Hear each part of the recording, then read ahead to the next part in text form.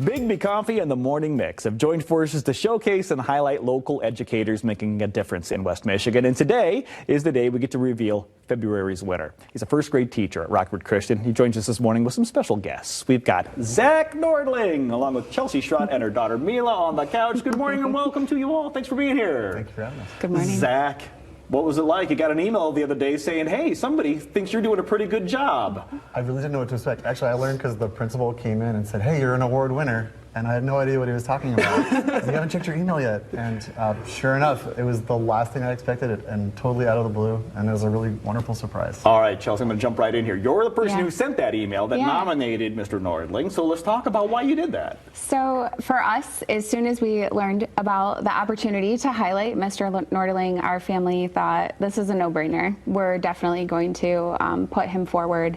And I will just say, as a parent, my child comes home and knows all these things that are happening in the world, have happened in the world, math, reading, but more importantly for me than the academics, it's just the amount of compassion and understanding that she has for her peers, the community, the Rockford Christian community, the community outside those four walls, and as someone who has witnessed that in action in Mr. Nordling's classroom, it's inevitable that he is the lead of that within that classroom of 6- and 7-year-old kids. That's a pretty high praise there, Zach. Thank you. It is.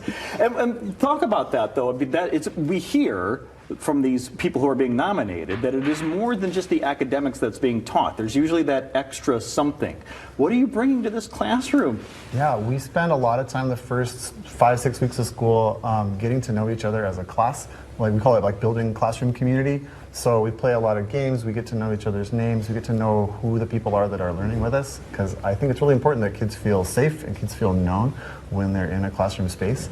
And the more time we put towards building that community, the stronger the foundation we have to build on academically for the rest of the year. So I think, we spend a lot of time just really getting to know each other really well those first couple months. Truly building that sense of community, not just coming in and teaching those kids, but letting them learn from each other and learn about each other. I mean, that can be so key. Mila, so here you are off of school today. Congratulations. And you get to tell us, what do you think is your most favorite thing about Mr. Nordling? What do you like most about him? That we do a lot of crafts. So you're crafty. A little bit.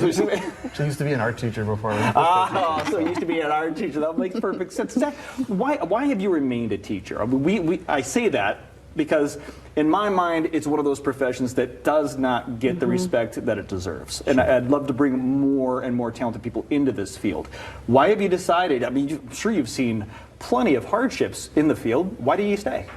Well, I think the biggest reason is I think that there's always something new to learn. There's always better ways to teach. It's not the kind of field where they've figured out, the one way to teach phonics or the one way to teach math. And I think a really wonderful way of thinking about teaching is that you're a learner alongside your class too. Like you are always improving, you're always learning new ways and better ways to find connections and find ways to dive into what we're doing. And at the same time, I think that we as teachers, we build a lot of trust with our students, but we also try and extend that trust out to parents too, so that we know we're all on the same team. It's like our goal is the same, to make these kids happy and safe and ready to move on to the next part of their academic career. And so I think knowing that we're all part of that group together that's helping these kids move forward, I think that's a really crucial part of it too. Now, I'll give you an opportunity here too to talk a little bit about where you work, because I'm sure you're part of a team too. I mean, you're talking a lot about collaboration. I'm sure you get a lot of that where you work. I do, yeah. So I work at, like you said, Rockford Christian. This is my 5th year there. We are a pretty small but really close-knit group, and I think that the staff does a lot of professional development work and focused on making sure that what we plan is vertically aligned. So like what kindergarten does, we as first grade teachers know that, and so that we can tie into what the second grade teachers do, and that they can keep it ongoing up there to the school that way too.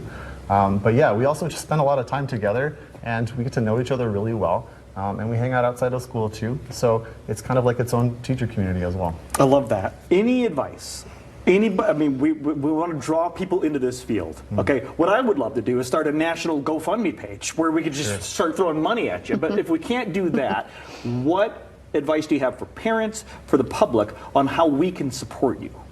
I think it's really important for new teachers, and I think for parents too, that a lot of times when you're a new teacher, you don't know what you don't know, right? You're gonna make a lot of mistakes. You're gonna think, I wish I could have done that better. And it really takes until like your second or third year of doing the job till you really feel like you've got a good flow of things.